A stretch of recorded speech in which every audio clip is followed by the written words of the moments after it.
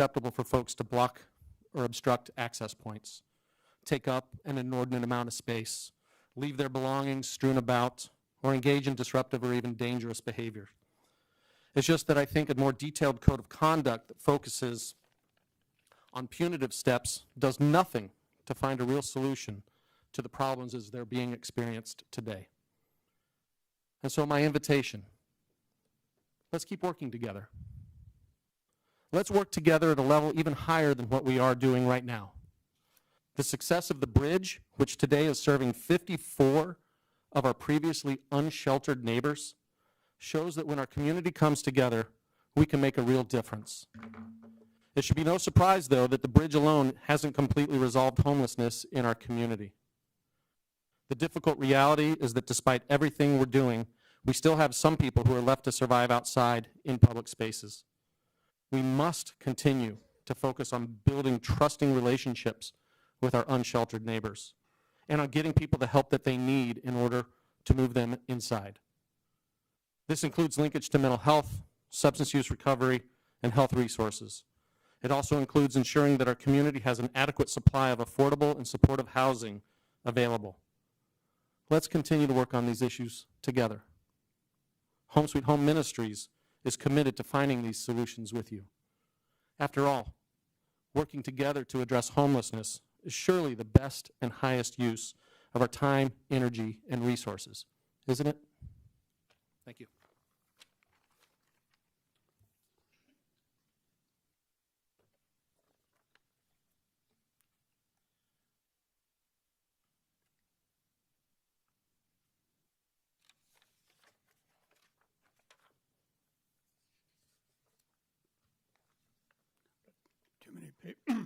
Too many papers here.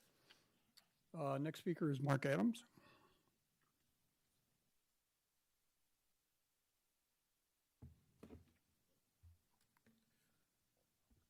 Good evening, Mayor Coos, Mark Adams. Good evening to the Council of Normal. Thank you for having us. My name is Mark Adams. I'm the board president of the Bloomington Normal Community Land Trust. I'll begin reminding the town that we are sitting on stolen land of Kickapoo, Peoria, Miami, and other tribes. The town of Normal has a literal and moral duty to serve the public's interest, which includes our unhoused neighbors, and to work collaboratively with our nonprofit service providers. I call on the town to sit down with major stakeholders in the community, such as Salvation Army, Home Sweet Home Ministries, and the Center for Human Services, many of whom are in the audience right now, or any members that belong to the McLean County Housing Coalition, to collaborate on a more humane solution that does not further traumatize our unhoused neighbors. This proposed ordinance does feel rushed, only to be made public last Friday, and has not been presented to the local unhoused experts for feedback. Moving this forward without doing so shows bad faith and ill intentions. Housing is a human need, not a commodity. In the book, Homelessness is a Housing Problem, the main thesis states that high rental costs and low vacancy rates create a challenging market for many residents, and those challenges are compounded for people with low incomes and health issues. A rise in rental costs and declining vacancy rate, as the book points out very clearly, always correlates with a rise in homelessness. The reality is that word has already spread beyond our community regarding this potential adoption of this ordinance, and it is spreading an ugly light on the town's image.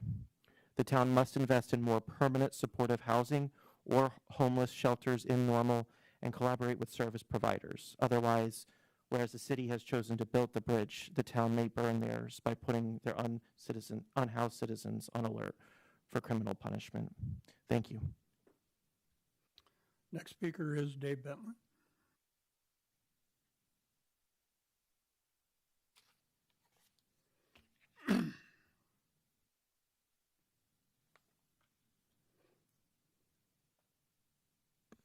Good evening. I'm Dave Bentlin, a resident of Normal.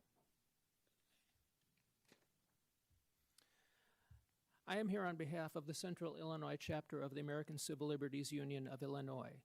When the chapter first saw the draft regarding the ordinance addressing a code of conduct at Uptown Station, we were concerned and flagged the text for the legal staff at the ACLU of Illinois offices in Chicago. Unfortunately, we were able to share this draft only this morning. The ACLU staff is working on a detailed written response, raising concerns about the constitutionality of particular provisions of the draft ordinance. We encourage the council to delay action on this matter this evening, allowing the ACLU the ability to share its concerns and for town staff to review and make any necessary changes. A slight pause is the best way forward to get this right for all community members. We thank the council for their consideration. Thank you. Next speaker is Alexandra Gray.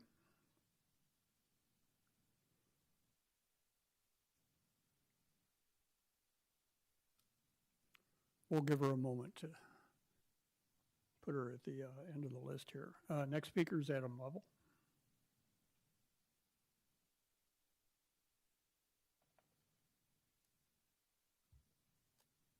Good evening. My name is Adam Lovell. I am the Community Services Director for the Salvation Army and the co-chair of the McLean County Housing Coalition. I'm asking you to delay the vote on the amended Uptown Station Code of Conduct. This ordinance clearly states that, quote, "It is in the best interest of the health, safety, and welfare of the citizens of Normal," end quote. As an agency that works with the homeless every day, I can tell you that this revised code of conduct is not in the best interest of our unhoused community members and neighbors. There is no dire health, safety, and welfare threat in Uptown to those who have a place to live. Living on the streets is the last option people have when they have tried to stay with family and friends or find a bed at a shelter. We cannot deprive the unhoused of one of the few places they have to go to feel some sense of security. For those of us working in the front lines of homeless services, we have seen the detrimental effect that occurs when we displace people and take away that little stability, that little stable environment that they have. I believe the town had good intentions when it drafted this revised code of conduct. However, concerns such as ADA compliance and emergency access are already covered by town ordinances that do not inhibit advocates from making connections and providing services, and they should continue to be addressed in the appropriate manner. I realize that town staff don't think about the needs of the homeless on a daily basis. That is why the Salvation Army, Home Sweet Home Ministries, and the McLean County Housing Coalition need to be involved with the planning to make Uptown a healthy and safe place for everyone, both the housed and unhoused. The town of Normal can make a choice to serve as a model community for homeless services by facilitating never-before-seen collaboration efforts between local government, social service agencies, and including the voice of residents, both housed and unhoused. We already see the need, but who will meet the challenge? Tonight, I am making the commitment to step up involvement in Uptown Normal, to increase support and create a plan that will make sense. I ask the town council and the town staff to step up with me in this commitment and serve all of our unhoused citizens as well as our housed citizens. Thank you. Next speaker is Abigail Sample.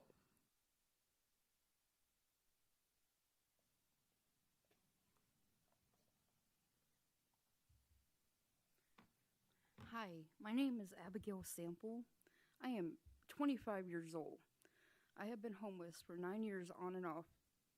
I have lost apartments, I have lost cars, I have lost my children, and I've lost my happiness. Before I moved into the Salvation Army a month ago, I've been staying at Uptown for a few years here and there during the winter time and during the summertime.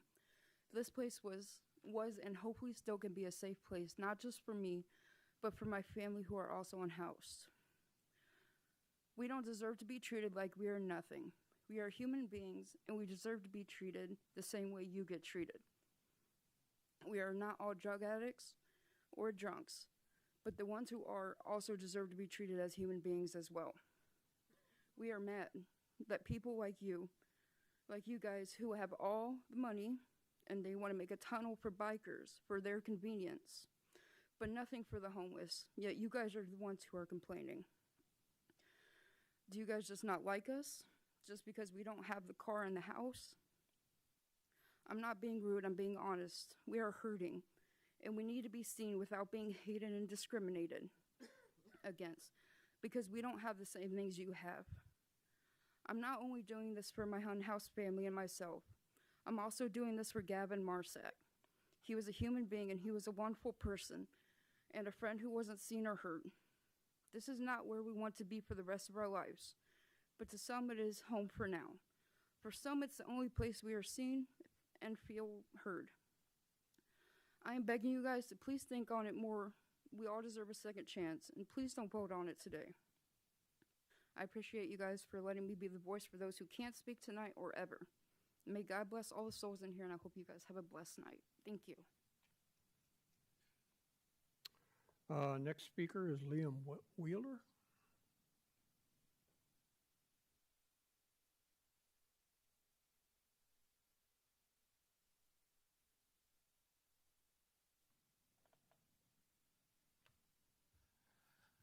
Good evening, everyone. My name is Liam Wheeler. I am someone who has been homeless in this town.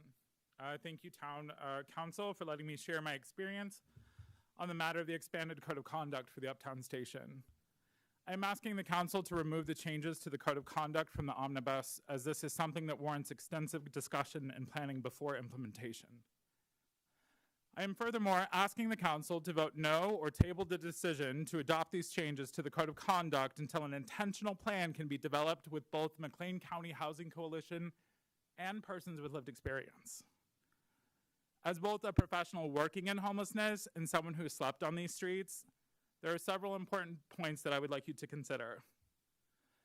We have seen across our region and in this county specifically that when homeless residents are pushed further from the city center, they often must find more dangerous areas to sleep in.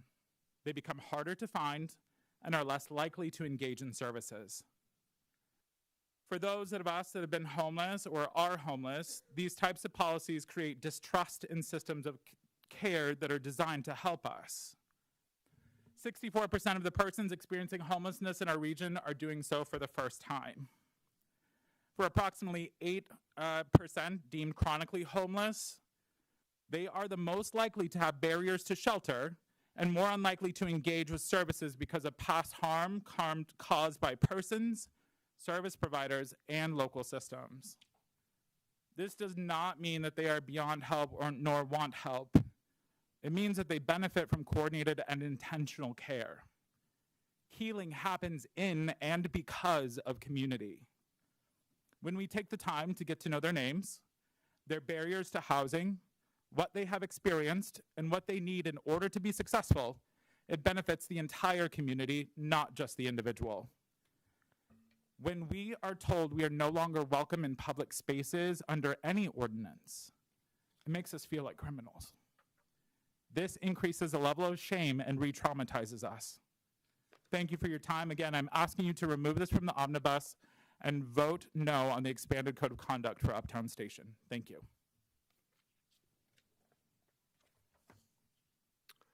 Next speaker is Seth Wheeler.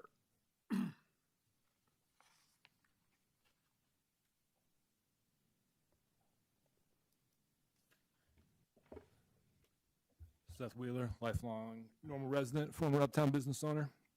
Those who spoke before me in support of unhoused neighbors are fighting the good fight and deserve acclaim for their statements. I, however, am here to speak on a different topic. I'm here tonight to make the economic argument against Trail East and Trail West as currently envisioned as megastructures. We can plainly see that Uptown Normal thrives on independent owner-operators occupying historic buildings. The Rock is locally owned and operated, employs many young people, and contributes plenty of sales tax revenue. Medici occupies a building modeled after its historic predecessor and creates jobs and sales tax revenue as well. The Coffee House is locally owned and operated, employs at least a half dozen baristas, plus a couple of cooks, and it proudly embraces its mid-century digs with an entire wall of windows. DP Doe started in a postage stamp of real estate, grew to occupy and restore a historic building with a beautiful facade. Ryan Fiala employs dozens of folks and clearly generates an abundance of revenue from his 2 locally owned and operated businesses in Uptown.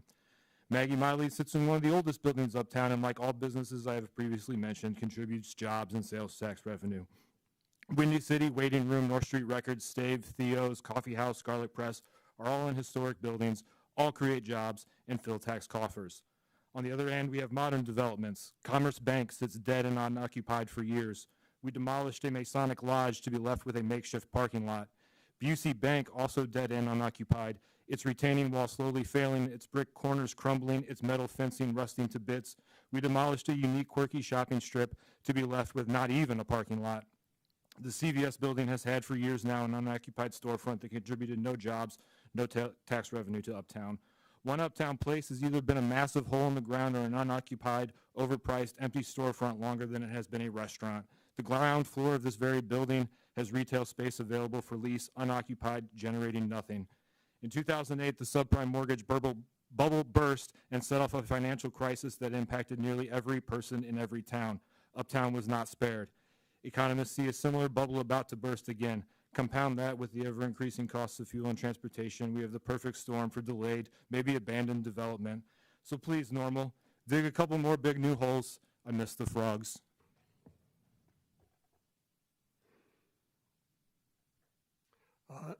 Excuse me, next speaker is Reverend Tara Trevsker Blessed.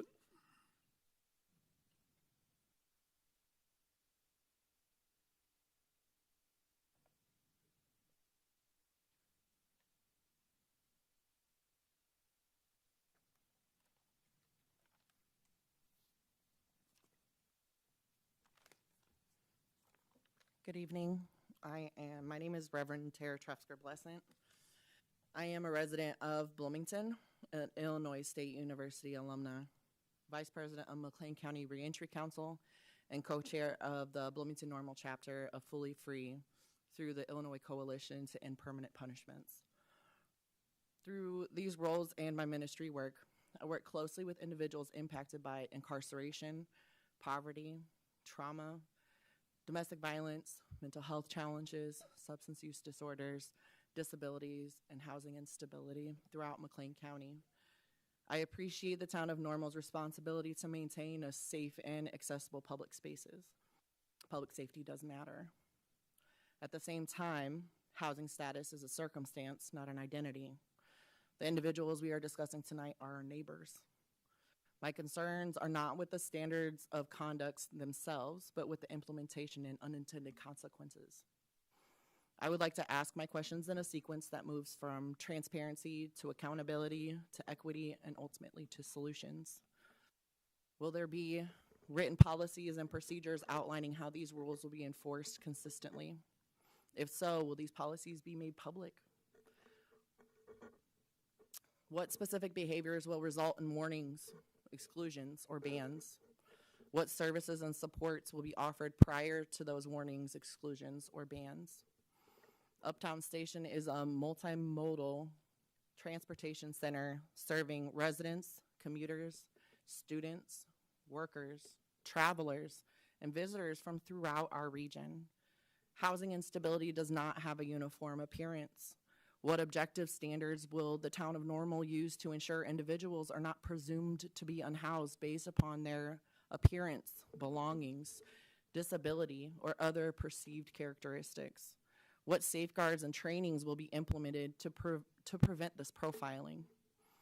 And finally, given that the only emergency shelters and many supportive services are located in the city of Bloomington, and recognizing that the town of Normal and city of Bloomington function as twin communities, where are individuals expected to go if they're removed from Uptown Station? Has the town of Normal considered whether any of these ordinances may unintentionally displace vulnerable individuals rather than address the root causes of housing instability? Housing instability does not stop at municipal boundaries. The town of Normal and city of Bloomington both share the challenges and responsibilities of responding thoughtfully, collaboratively, and compassionately. Public safety and human dignity do not have to be competing values. We must be careful not to mistake displacement for resolution. Given the complexity of this issue and relatively small number of individuals impacted on a any given evening, I respectfully ask for the town of Normal to consider delaying action on this ordinance to allow additional conversations. Thank you. Next speaker, if she has made it in, is Ann Duback.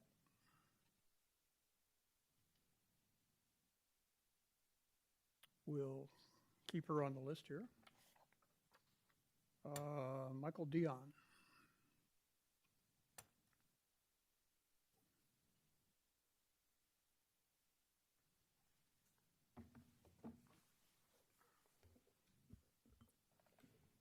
Good evening, Mr. Mayor and Council. Thank you for allowing me to speak. My name is Michael Dion. I am 28 years old, and I have been in Normal for about 4 years now. I'm here tonight on this Code of Conduct update about Uptown Station. I have a proposal for the council. Instead of giving millions of dollars in tax breaks and public money to a developer to develop more expensive housing, we perhaps put that money to better use in finding a place for our currently unhoused. This code adjustment doesn't actually solve anything. It just pushes the homeless out of the way because apparently you don't want to see them. Well, they deserve to be seen, and it appears that this community agrees that they should be seen and heard. Miss Reese, I don't come to Uptown much by personal choice, not because there's homeless in Uptown Station. The people who live in Uptown Station or are staying temporarily, those are people that you serve as well. They are citizens of Normal. It's not just landed people who you are supposed to serve. Every time we come in here at 7 o'clock, Mayor Coos calls the roll, and we stand up and we take a pledge to each other, to our community, and to our country that says the following: one nation, under God, indivisible, with liberty and justice for all. This ordinance shows none of these things. This oath is an oath to all Americans, not just the ones who have a place to sleep.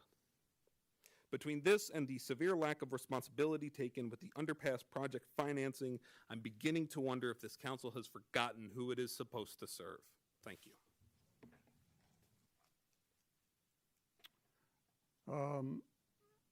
Speaking on in place of Alexandra Gray would be Kimmy Massey.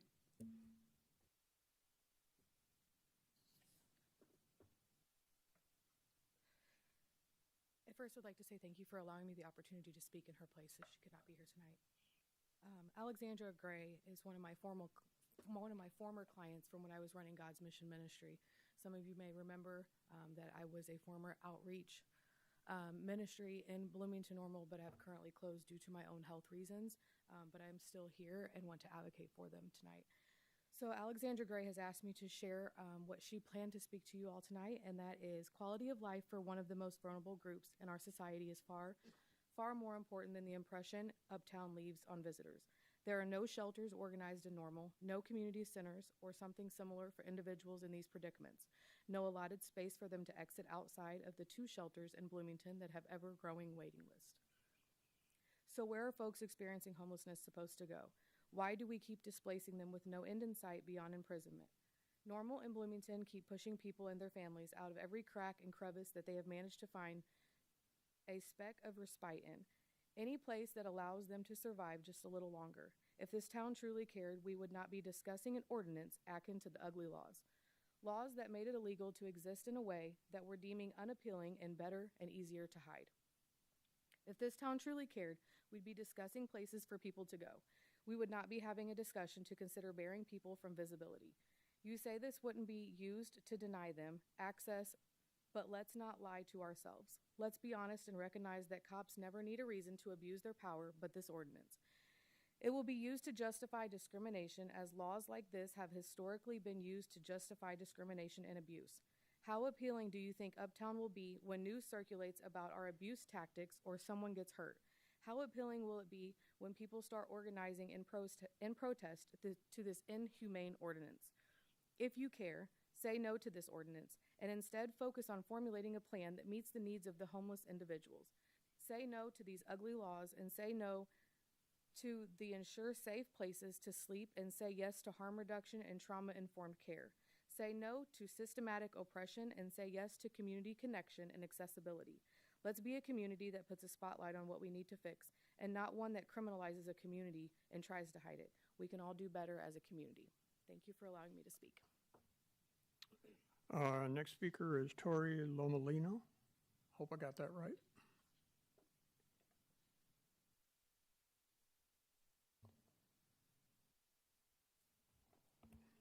Good evening.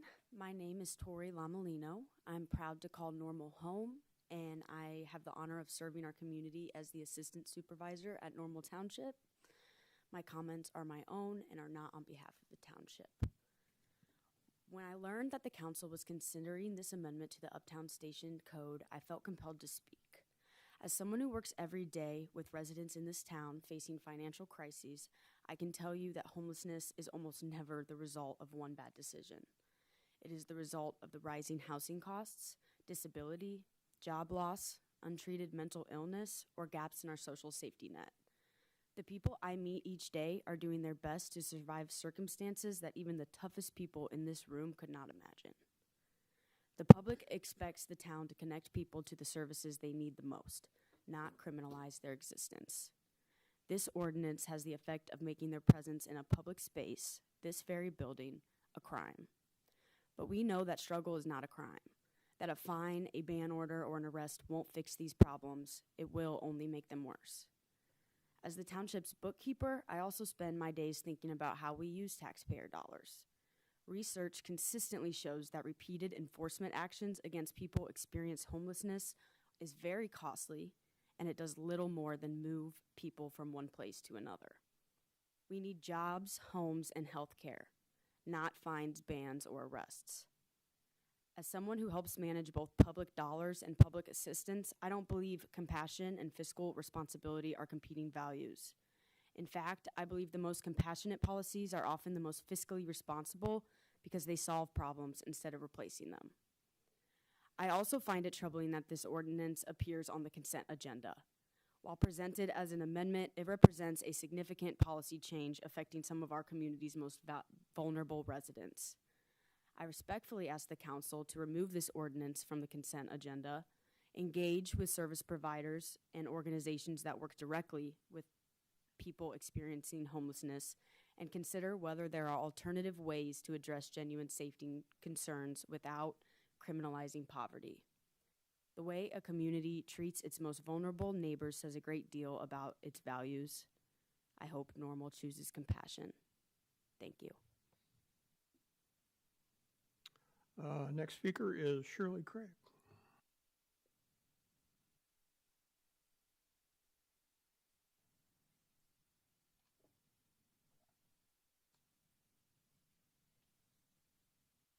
Thank you. My name is Shirley Craig. I'm a longtime Normal resident. I don't work for any social service agency or have any affiliation in that respect.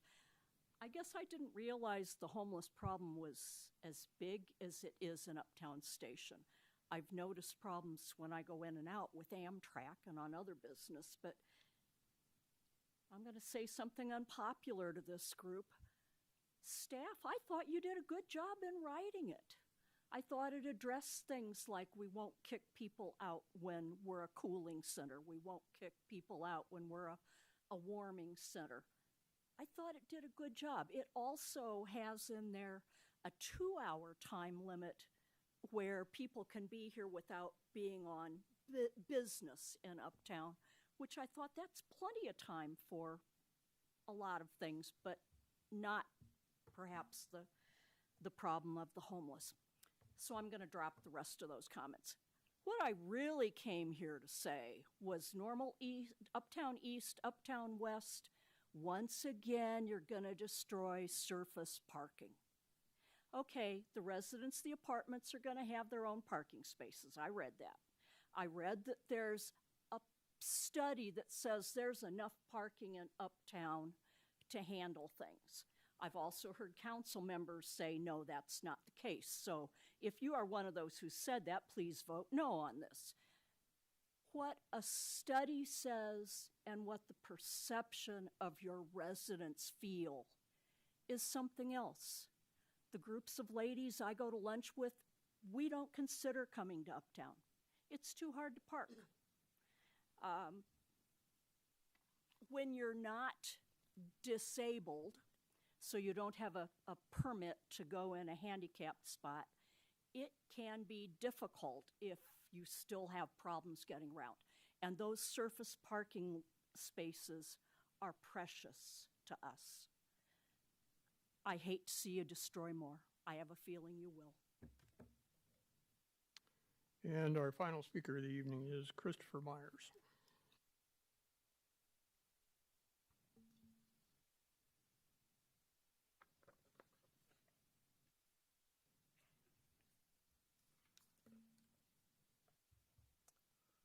My name is Christopher Myers. I live in Normal, and I'm speaking in regards to the Trail East building projects.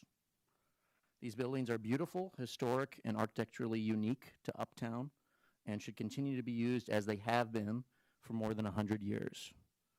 The town of Normal clearly needs to pay attention to what their citizens want, not only on this issue, but clearly a lot of other issues.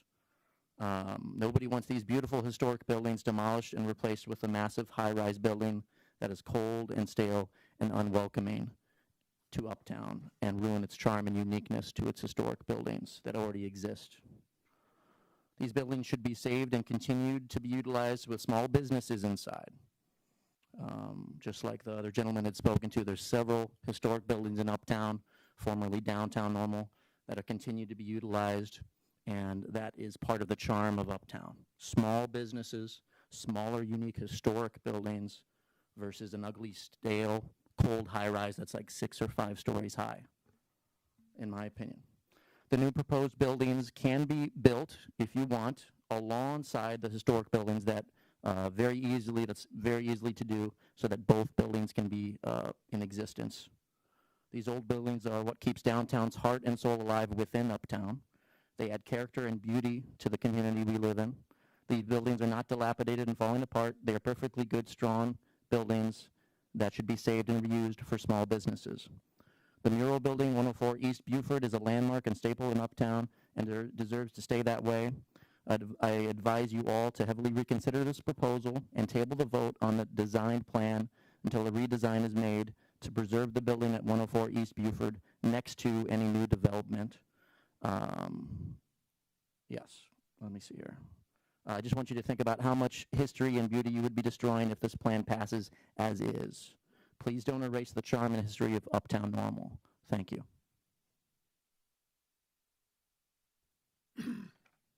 And if Ann Duback has made it in? Apparently not. That concludes our public comment for the evening. We move to the omnibus agenda. Items considered routine and would be handled with one vote unless a council member would like to pull an item for discussion. Ms. Smith? Yes, I'd like to pull agenda item I as in Ichabod, and also pull the item G referring to the sanitary sewer lining. Motion for approval? Move approval. Second. Items considered under omnibus tonight are approval of the minutes of the regular council meeting of July 6th, 2026.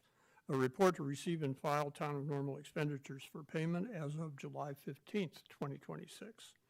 A resolution waiving the formal bidding, advertising, bidding, and auction process, and approve an intergovernmental vehicle exchange agreement with the Normal Public Library. A resolution to approve executive session minutes and retain confidentiality for certain executive session minutes. A resolution to accept bids and award a contract to Union Roofing Company Incorporated for the Linden Street Dungeon Barrel Roof Overlay Project. That's a phrase for you, isn't it? At the South Linden Street Park Maintenance Facility, and that's in the amount of $42,240. A resolution to accept bids and award a contract to Row Construction, a division of United Contractors Midwest, for the 2026 motor fuel tax street resurfacing project in the amount of $1,846,550.96. This is an annual motion that we take for our annual street resurfacing. Not the only one, but one of the ones that we do. An ordinance amending section 17.3-2 and 17.9-3 of the town code regarding cannabis possession prohibitions and ordinance violation settlement fines. Please call the roll. Mr. Preston? Aye. Ms. Lorenz? Aye. Mr. Byers? Aye. Mr. Roberge? Aye. Ms. Smith? Aye. Mr. McCarthy? Aye. Mayor Kus? Aye. Those items are approved. Item G is a resolution authorizing a contract with Hare Construction Incorporated for the 2026 sanitary sewer lining Phase 1 contract in the amount of $1,381,596.50. Ms. Smith? Move for approval. Second. Ms. Smith? I pulled this item because this has been an ongoing project that the town is pursuing for this sewer lining. As the supporting documents point out, this methodology allows the town to provide reinforcement to our existing sewers without the messy job of digging up ground to access the sewers. And this has been ongoing for some time. Ms. Reese, where do we stand as a percentage of completion in tackling all of the sewers that Normal has in service? Still a drop in the bucket. We have lined about 12% of our sewer mains. This particular contract, I think, will involve lining another 28,000 lineal feet. Okay. Thank you for that. That's all I had. Further on this item? Please call the roll. Mrs. Lorenz? Aye. Mr. Byers? Aye. Mr. Roberge? Aye. Ms. Smith? Aye. Mr. McCarthy? Aye. Mr. Preston? Aye. Mayor Kus? Aye, that resolution is approved. Item I is an ordinance amending section 17.6-5 of the town code having to do with Uptown Station Code of Conduct. Move for approval. Second. Ms. Smith? I appreciate everyone who has come here tonight to give their comments about this, but I think it would be advisable if we started with some clarification, as some of the things that have been stated are not necessarily accurate. It's my understanding that the town of Normal is working with Home Sweet Home Ministries and Salvation Army when someone who is homeless is in Uptown and is taking that as their home, where there's not really services to provide for that support. Ms. Reese, can you speak to that? Sure, your comments are accurate. We have a good partnership with Salvation Army and Home Sweet Home Ministries. We have called them regularly, and they've responded regularly in their outreach services. We use Community Development Block Grant funds to fund outreach services. We invest in shelter improvements as well. We have a police officer dedicated to this summer to work with individuals downstairs, and so I think I have felt like it's been a pretty good partnership, and we see their outreach workers coming through pretty regularly. We've called them and they've responded. So at no time has that relationship been suspended or ended, at least from the town of Normal's standpoint. That is correct. Okay, and another misperception from reading the online comments is that the mere act of someone being homeless would cause them to come under this ordinance. My understanding is that this addresses behaviors, not situations. And so if someone is in Uptown and participating in a festival, getting something to eat, resting for some period of time, they will not be tapped on the shoulder and told, you do not belong here.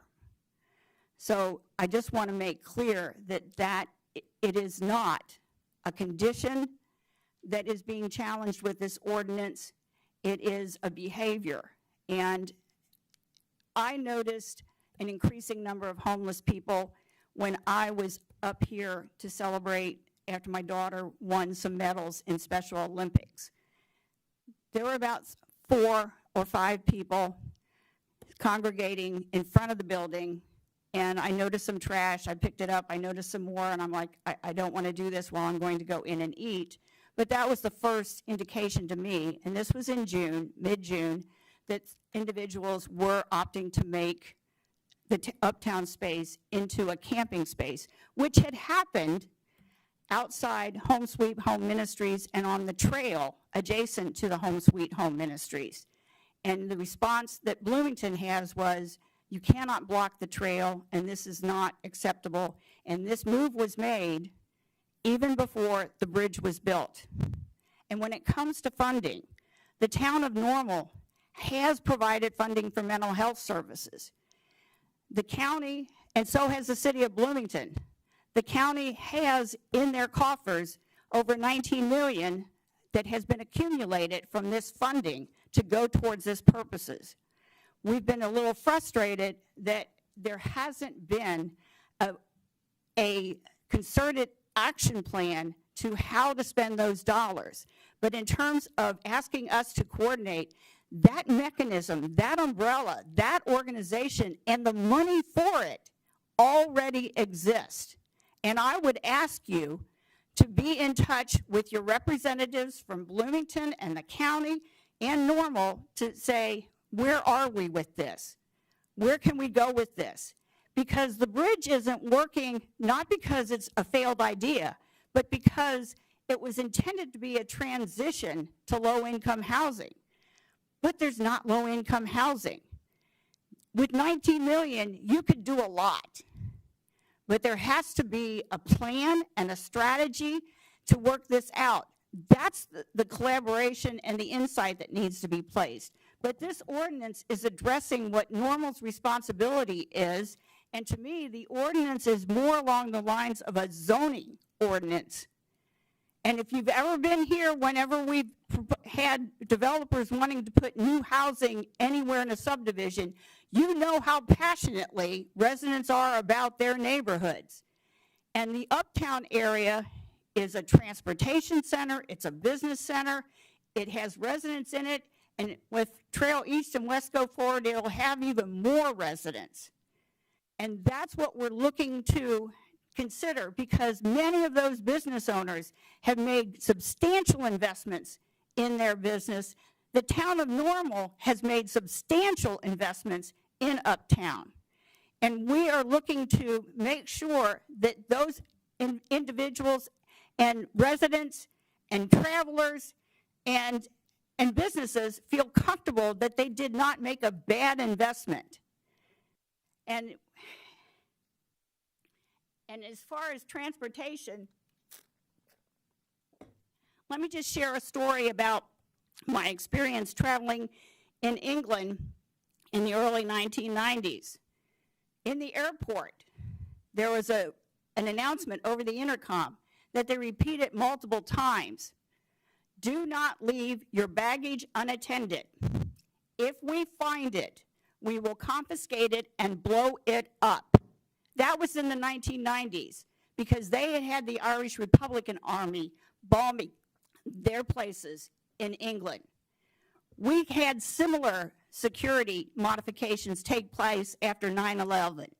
The train is the last bastion where you do not have to go through x-rays or worry about it, and people leaving unattended baggage in this day and age is something that is a concern for public safety.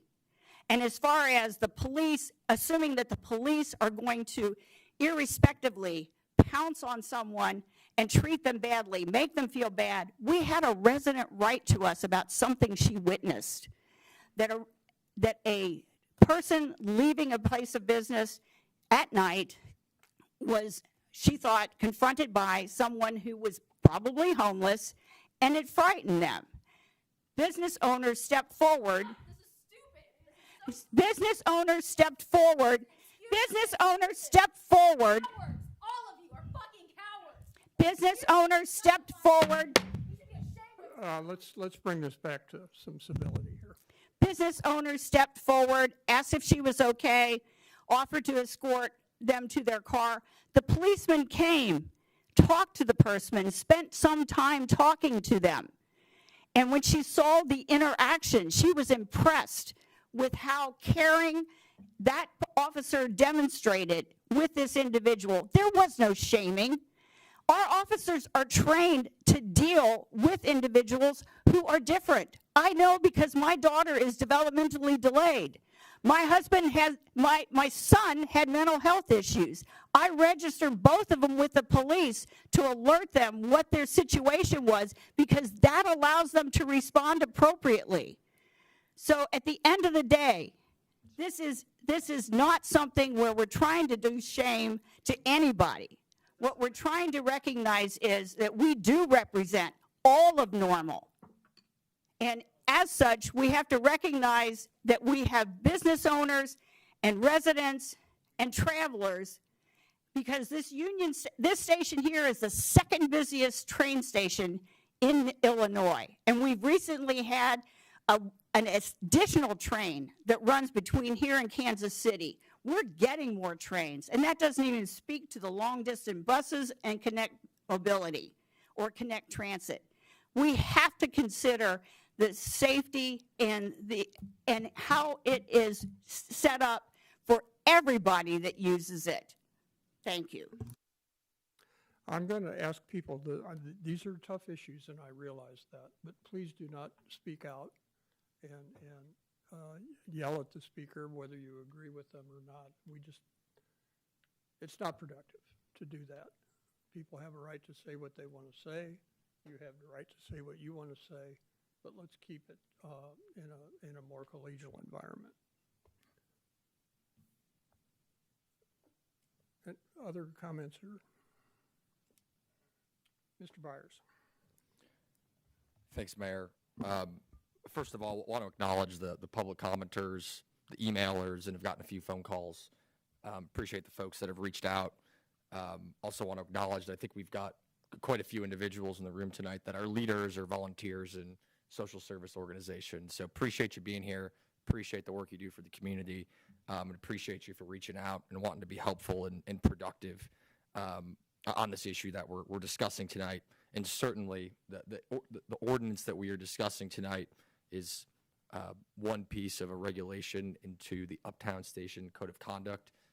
Homelessness and the unhoused issue is a broad issue. There's a lot of things that our community needs to be doing on the issue. We're certainly not going to touch on all those tonight. I do want to keep most of my comments focused on the ordinance, but do want to briefly just touch on some of the background as I view it, and some of the efforts that our community, Normal County and City, have engaged in on some of the issues that have been brought to our attention in recent days. Just for a little context for folks, some of this stuff happened before I got in the council in 2023, but back in 2016, there was an intergovernmental agreement, and there was also a 1% sales tax that was passed. And so since then, the town and the city have been contributing millions of dollars into that fund that's managed by the BHCC with McLean County. So I just share that as context, that I've seen different comments on social media and things that say, well, what's Normal, what's Bloomington, what are folks doing on this issue? I think there's a lot of conversation that needs to happen on what is happening with that fund and getting those funds released towards projects and helping people. So I'm not here to say that is all going well and smooth. I think if you've read the news, you'll see that there's a lot of debate happening around that issue. But what I would say is 10 years ago, the intent was to have this agreement under which all three governmental bodies are contributing funds, and of which funds are being spent to try to support mental and behavioral health issues. The bridge project that has been talked about tonight and that has gotten kicked off in the last few years here, as I recall, I think 2/3 of that was private funding and about 1/3 of it was from the county mental health fund, of which Normal and Bloomington are contributing. So I did just want to clarify that. There's been questions I've seen raised. Hey, what's Normal doing about this? I'm going to sit up here and say we can and should do more. But the plan that's been enacted for about 10 years on some of these issues has been mutual collaboration with our partners. And there's a whole other conversation that needs to happen about fund, and my colleague, she briefly touched on that. Turning to the ordinance, from my view, I view Uptown Station as a focal point of Uptown Normal, which itself is a focal point of our community. So I think it's reasonable to discuss, debate, and regulate conduct within the station, given its importance to the core of the community. And that's primarily how I'm viewing the ordinance tonight, as a measure that regulates conduct very narrowly within a central public facility where there have been issues, we have had concerns, and the conduct that we're focused on addressing is camping, sleeping, or living in Uptown Station. And I do want to just be clear from the scope, from my view and reading through the ordinance, because I do think that a lot of the concerns I've seen from the public have assumed a greater breadth of the ordinance than what I actually read in the ordinance. One, this is the Uptown Station Code of Conduct. This is not a all of Uptown Code of Conduct. This is specific to Uptown Station. That's one thing I've seen that I think maybe wasn't clear to folks in the public. And there's been some real concerns that have been raised. I've seen the folks that have said, hey, we don't want to make poverty a crime. We don't want to make homelessness illegal. And I agree with both those statements. I think where I differ is that I don't believe what's being attributed to this ordinance is reflective of what the ordinance says or what it will do. And pointing to the text specifically, the ordinance explicitly says in multiple sections that enforcement cannot be based solely on a person's housing status, appearance, condition of poverty, or disability. We're still preserving access to public services, public meetings, transit, ADA accommodations. There's been comments made about we're still preserving this as Uptown Station as a warming and cooling center. So during extreme weather, this is still going to be a place that folks can go for respite, or individuals who aren't solely using it for transit or parking are allowed to be in the building. So we are trying to build in specifically those protections, and that helps address, I think, a lot of the concerns that I've heard. We want to be compassionate on this issue. I appreciate the social service organizations that are doing really hard work to try to move the needle. And I think fundamentally for me, I think the concerns I've heard on the ordinance are less about what is actually in the ordinance and more so how it could be applied. And I think that that's where my colleagues and I in the council, our job is when we pass a policy is to ensure that it is implemented in a way of which it was intended. And so I think that's our job, if this were to be approved, to ensure that it is enforced appropriately. And so with all of that said, I do think the ordinance is a reasonable regulation of conduct at Uptown Station. I think staff has really tried to think this out. I think it's thought out, and they've been deliberate.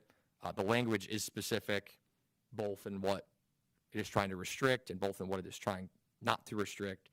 And at a fundamental level, I don't think we can allow camping to take place in Uptown Station. So I think the ordinance makes sense, and I will support it. Thanks. Mr. McCarthy. Thanks, Mayor. I want to start off thanking everybody, agencies, citizens, residents of the broader community for expressing your concerns, fears. This helps to educate us on what's out there and things that we may not know. And I appreciate the partnerships of agencies here that are come to caution us and also as an offer of partnership with us. The town of Normal can't solve homelessness by ourselves, and no ordinance or language in an ordinance is going to do that up here. It's a very complex, very significant issue in our community, and whatever the outcome tonight, I know the town of Normal will continue, and I personally, as part of the Behavioral Health Coordination Council, will continue to work with agencies like Home Sweet Home and others that are materially involved there. I appreciate my colleagues bringing up, I know there's been either misconstrues or misunderstandings, but the town has been proactively investing in these topics, these issues, these challenges in our communities for over a decade. It's literally been tens of millions of dollars And as been pointed out, the bridge is an excellent example of progress that's being made when an agency has an idea and comes forward and asks for funding. And that bucket of money is there for very pointedly for projects just like this and many other in a mental health and housing related or mental health related housing challenges. And so the town has been working collaboratively with our partners, our government partners, when we created the Mental Health and Public Safety Fund. And so just to make sure that everybody's aware, we have been at that for a while. More progress needs to be made. Is it enough? No. Is there enough shelters? No. Do we have all the answers and solutions? No. Will we continue to? I hope so. Related to the ordinance specifically, like my colleague just stated, I look at this as part a piece. We've heard about housing affordability. We've heard about housing supply. We've heard about a lot of very important and challenges that the town of Normal isn't unique across the nation. Many communities are facing the same things that we are. This ordinance doesn't address those, and all of those that commented that it doesn't, I agree with you. This ordinance does not. And it can't possibly do all of those things. But I do think it is right, and it is our responsibility when we have concerns about access and safety in a town-owned property. It is our responsibility to act, to do something, to try to help. And my reading of this is that is the intention. I appreciate my colleague reading some of the language. I've talked to a number of people since this agenda item came out, and to the letter, every single person that was expressing concern, and thanked them for reaching out to talk to me about it, but not one had actually read the language of the ordinance. And so I appreciate that, and if you haven't, I encourage you to do so. It is not perfect, of course. It does not solve all the problems in any way. But it does provide options. If somebody is there and it's in the station and it's deemed to be not an appropriate use, it's not that they're getting immediately carted off to jail. There are escalations and a variety of response measures that are listed in the ordinance. And so I just want to kind of allay those concerns, which a lot of people seem to have. The intent is solely to ensure proper use of the station. That is what this is solely focused, and that is my reading of it. Certainly, Uptown Station can't solve the very complex and the very significant issue of homelessness or shelter scarcity. It just can't. It wasn't designed or built to do that. I, again, am committed to working with our local agencies, but also I think there's been some very good points brought up tonight about implementation and about process, and I think we're very well served to listen to those. And if this proposal moves forward tonight, and as implementation commences, I urge all of our staff and our police officers to work with our agencies on warm handshakes to services if they're available, and identifying what those services could and might be if we need to be able to refer those out. And that certainly this is about behavior rather than status, and so that we are definitely focusing on behaviors that are deemed to be unsafe or preventing accessibility to the station. Thank you. Ms. Lorenz? First, I want to make sure it's okay that I make some comments. I do work for a social service agency that services the unhoused, and that is Home Sweet Home Ministries.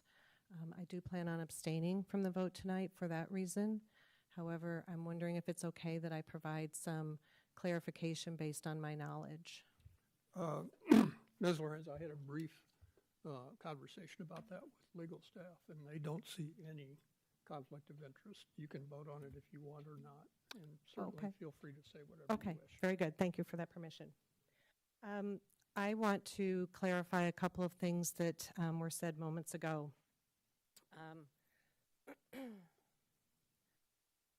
The Bridge Shelter Village concept that's been open now for about 6 months is working. It is working very well. Unfortunately, there's just not enough of it. It's about additional 50 spaces for people to get shelter.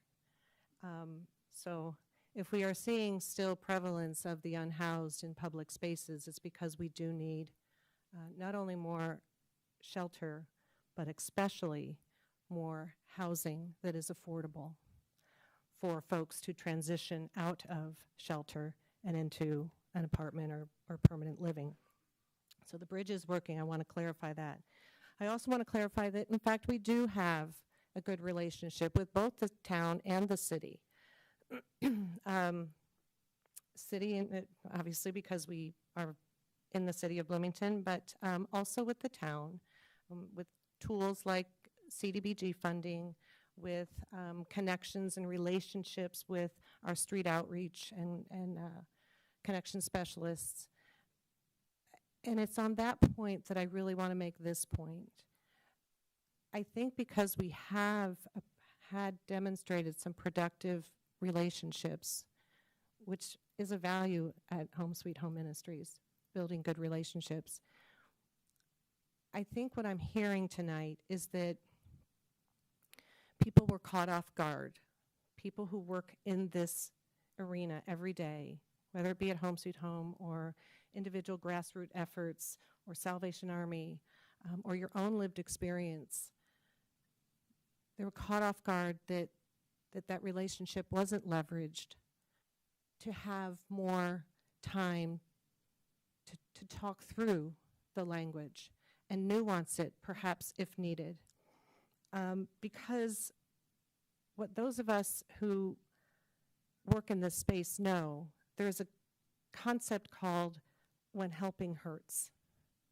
And so as much of a help that this language could be, in one aspect, for better compliance, for public safety, whatever angle you want to put on it, all of them have some merit.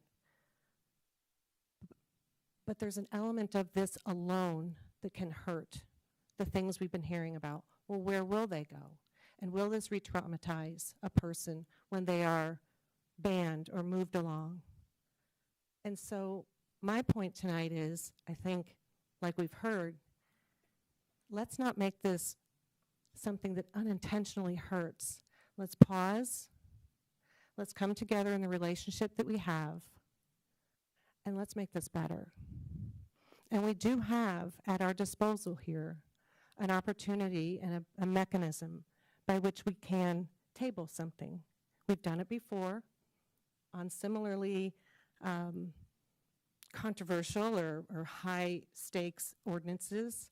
And I think this would be a perfect example and a perfect opportunity to pause and have a conversation. Maybe that's all it takes, or a couple of conversations to make sure that we get it right.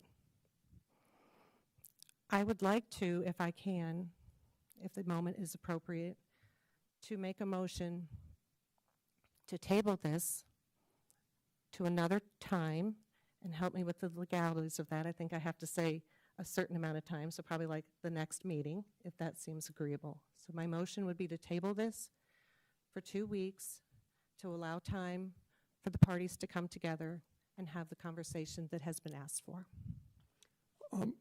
Ms. Lorenz, I did a little research on Robert's Rules of Order, so definitely make that motion, but I would ask that you do it after everyone's had an opportunity. Certainly, to I'll hold speak. that thought, so I'll yield my time. Thank you. Robert's Rules of Order state if there's a motion to table, it stops all discussion. Oh, that's right. I should know that. Okay. So we'll Come back to you me? with that. Perfect. Mr. Preston? Thanks. Yeah, thank you to everybody who came and spoke this evening.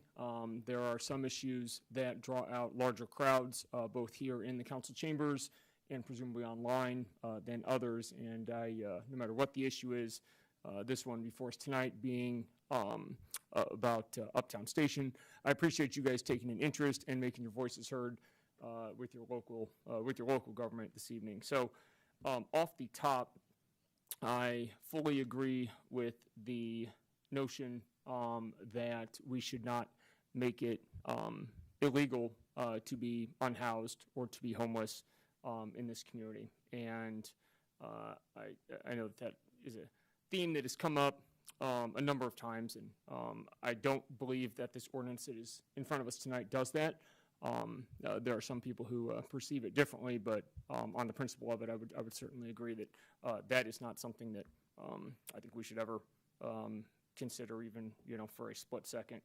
I do want to, since there's been discussion about the activity and that this being about behaviors, this ordinance tonight, I do want to, if you would appease me, run through just a couple items actually in the ordinance language itself to kind of level set exactly what we are talking about in the code of conduct that is being presented. So it's unlawful for any person while in or upon Uptown Station to commit any of the following. 1, interfere with the lawful operation or movement of transportation, vehicles, train, bikes, and the like.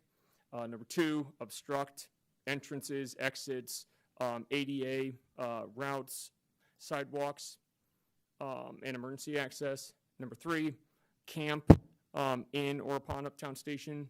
Number 4 is sleep or lie down in Uptown Station, except when you're, a transit user and, sitting in just one of the seats in the waiting area. Number 5, store or leave personal property in a manner that obstructs or interferes with other people's access, movement, transit operations in the facility. Number 6, leave your personal property unattended except in areas and under conditions expressly authorized. Let's see, refuse to move your personal property when directed to do so by authorized facility personnel. Spit, urinate, defecate, or bathe, except for in designated restroom areas and for their intended purpose. Discard of rubbish, trash, food waste, except for in garbages. Consume alcohol except in lawfully licensed premises. Same with illicit drugs or controlled substances. Illegal possession of a firearm. Activate an emergency alarm. Mutilate, deface, mark any part of the fixture of the facility. Attach signs, notices, the like to the facility. Use a sound amplification device in a way that interferes with other people's reasonable use. And then commercial activity such as vending, distributing of goods, and the like. Engage in fighting, threatening conduct, harassment, run, yell, curse in a disruptive way that hinders other people's use. And then access employee-only mechanical or maintenance areas is pretty much it. And then it's refusal to leave when directed to do so by authorized personnel. So that, and I apologize, that was kind of long and dry, but that's what we're talking about here tonight. And so that is the substance, and almost verbatim, and obviously it doesn't cover the entirety of it, 100% of it, but that is the bulk of what's being discussed this evening. And so the question that I have, and the piece that I keep coming back to, those behaviors that we just went through, I agree that those are ones that should not be permitted in Uptown Station. Then we get to the issue of what next. In here, in the ordinance, it's proposed as enforcement. We heard from individuals from our social service agencies during public comment, Home Sweet Home, Salvation Army, and certainly a number of others. And so I guess the question in my mind is, okay, if you have individuals who have been found to be conducting these behaviors, authorized personnel, here, staff downstairs has asked them to stop or asked them to leave the facility at that time because they're conducting these behaviors. Then what? And what role how do we partner with social service agencies to make sure the individuals who need services, who are unhoused, that we're able to, one, understand, what services exist that can meet their needs and have the capacity. Two, how do we continue to partner with those to provide the help, assuming that the individuals at Uptown Station would want to utilize the help and take advantage of that. And how does that, I guess, in practicality compare with what's been proposed tonight for enforcement? And I do not want to see individuals be arrested for these behaviors, certainly, and there are a number of steps between initial enforcement and that, but I do think that the piece of working with our social service agencies is an important one, and a balance that I hope that staff will strike and will continue to be a priority as the first line of defense should this ordinance pass tonight, in terms of how this is addressed in the specific instances when these measures of conduct situations do arise. Thanks. Thank you. Excuse me, Mr. Roberge. Thank you, Mayor. Been listening to my colleagues' discussion here and appreciate your views on this. Like many of the crowd, this was brought to my attention when this came on the agenda last week, so I have not had a whole lot of time to consider it. But when I've looked at this, the concern I have is the biggest concern I have is, well, what happens then? What do you do when somebody who is in a situation where they had a little bit of certainty, a little bit of predictability, is now thrust into a situation that is totally out of their control? You have people who are, as a last resort, find themselves seeking shelter, a place they probably never imagined they'd be. And you are, nobody's there voluntarily. They have exhausted their other options. And it is very clear to me that this ordinance, if this is the first step that we take, it can't be the last. And it has to be a continuing situation of care. And to agree with my colleague on the other side of the dais, this has gone pretty quickly. I think that there is value in hearing from experts in fields that we are not experts in ourselves. And I hope I'm one of the first people who will speak up and say that when I don't know everything that I need to know about a particular topic before chiming in on it. So I think that there is certainly value in talking with our community partners and getting more input on this ordinance to make sure that it is applied only in the manner that we are intending it and is not taken to go beyond what we are prescribing here. And ultimately, long term, there needs to be a lot more work done by us, by the city, and by the county, particularly leveraging, as we've already mentioned several times tonight, the money that has been set aside for purposes just like these. Thank you for listening to me a little bit, and I yield my time back. I'm going to talk about some things. I think this has been a very healthy discussion tonight, a very good discussion. And the strongest takeaway, I think there are two strongest takeaways, is that we need to work with you in a more collaborative manner to address this issue and what we're trying to accomplish with this. If this ordinance passes tonight, that doesn't mean this is the end of the discussion. And those of you who are working for these agencies, reach out to us, have this conversation. If we need to amend it, we will amend it. We amend ordinances all the time to make sure that they're appropriate to the community as a whole. So, you know, I'm going to make a couple of points here with some anecdotes. And I'm not a fan of anecdotes, but I think they make good points. I was witnessed to an event outside Uptown Station where 2 or 3 people were behaving very badly. They were disrupting people that were walking down the street. And the police had to come and deal with that issue. I think what was different, I would certainly not identify them as homeless people. I would identify them as overserved college students. So the point I'm trying to make here is this is not about the person or the condition. This is about the behavior. And that's what we're trying to address here. There are people that find themselves in situations they don't want to be in, and we have to address that situation. One other anecdote I'm going to talk about, I think is a reference that was made that I take exception to. My business on Linden Street, I didn't realize this, my employees realized it, but for better part of a winter last year, there was a homeless person tucked back in the bushes on the side of a building that was pretty nondescript and was living there, and I wasn't aware of it.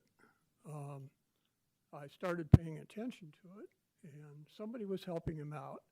2 or 3 times a week would bring a hot sandwich to the gentleman in that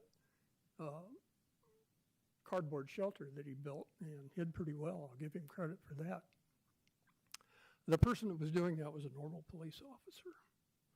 And so I think that story I'm telling to show and demonstrate the professionalism and the care that our normal police have. And I will stand by that and make that argument with anybody. They are not here to be punitive. They are here primarily, their first effort is to help and diffuse the situation. And I've seen it time and time again where they do that, and that's their priority. Our police are very professional. They are not going to be vindictive or punitive in an environment like that.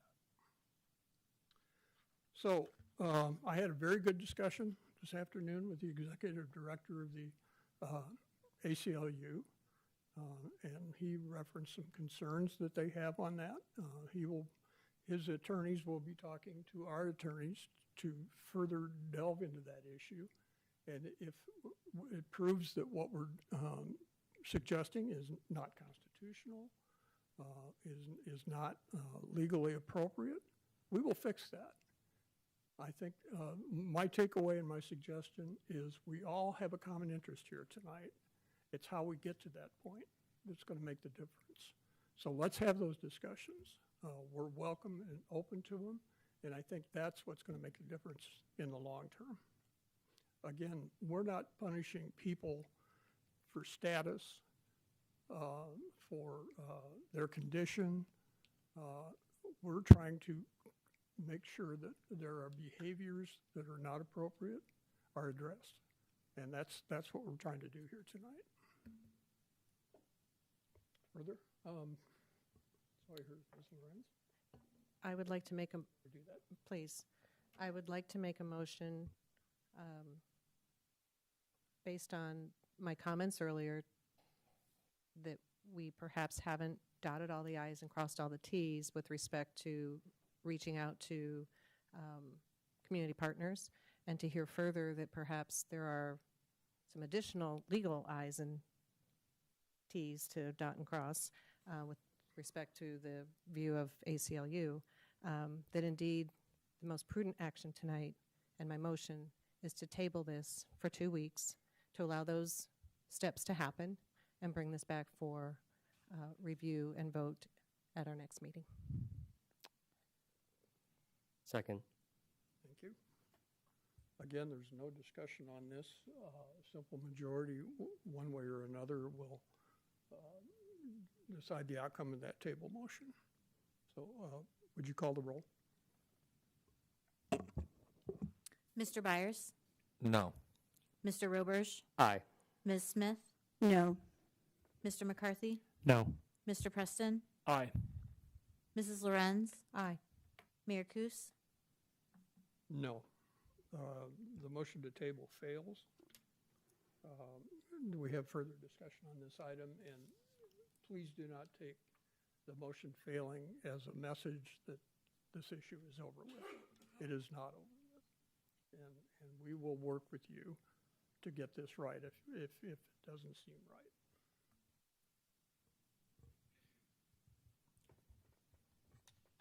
We move to general, oh, no, we No. gotta, Have we to vote gotta on have a vote on the, Mr. McCarthy. Thanks, Mayor. In service of all of this, a yes and instead of an either or tonight, I just asked staff that we facilitate a conversation in short order to gather input and to talk to the agencies that are here and any others.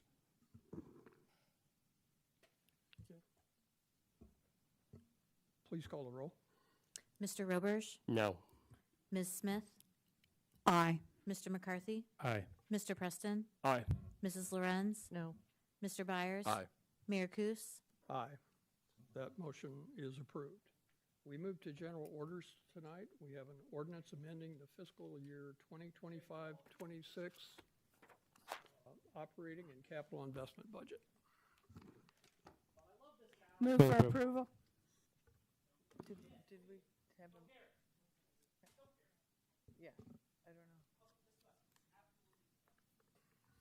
know. Move approval. Second. Thank you, Mayor and Council. This action item is your annual review and approval of all the budget amendments that happened last fiscal year. It's the wrapping up our fiscal year 25-26. Mr. Hune has written a thorough report to explain how each of the funds have ended the fiscal year, and while we haven't completely closed the books, we are looking at ending fiscal year 25-26 with a surplus position, and when we move into fiscal year 27-28 budget preparation, we'll come to council with recommendation of how to allocate those surplus funds. But we didn't really have a presentation tonight. This is, again, an annual action, and it's just to finalize 25-26 fiscal year, and then what you'll hear from Mr. Hune in one of the upcoming, I think in August, is it August meeting when we'll get the auditor's report? Sorry, September meeting. We'll get the auditor's final report and the annual comprehensive report. So we don't really have a formal presentation, but happy to answer questions. I had asked you to clarify that for the most part, a lot of this was timing issue of funds moving into another fiscal year or not because they weren't spent this year, and there was some increase in revenue. But you referenced a mid-year adjustment related to the Axon contract executed by the police department. What specific is the Axon contract, and why was that impacting this? We came to council during the fiscal year with an unbudgeted and unplanned technology acquisition. Axon is a new records management system for the police department, and so that expense came to council and you approved that. So that was one of the expenses that were over budget for fiscal year 25-26. In regard to timing issues, most of the timing when the fiscal year ends in a better position than we planned, many times it pertains to capital, because our capital projects have not expended dollars as quickly as we had budgeted, so those often can get carried into the next fiscal year. That's all I had. Thank you. Ms. Lorenz? Yeah, and I always have a question of clarification on this too. So you were touching on this, in this case, the surplus that we're ending with is $1.8 million. Is that right? No. Oh, you're talking about townwide. Yes, that would be, and you're looking at that number on 7-2 page. That is for townwide. So that's all of our funds combined, capital, enterprise funds, and general fund ended a fiscal year with $1.8 million better position than we had planned. The surplus I mentioned pertained to just general fund only. Okay, and that was where the, Last paragraph of the report, fiscal year 25-26 general fund results.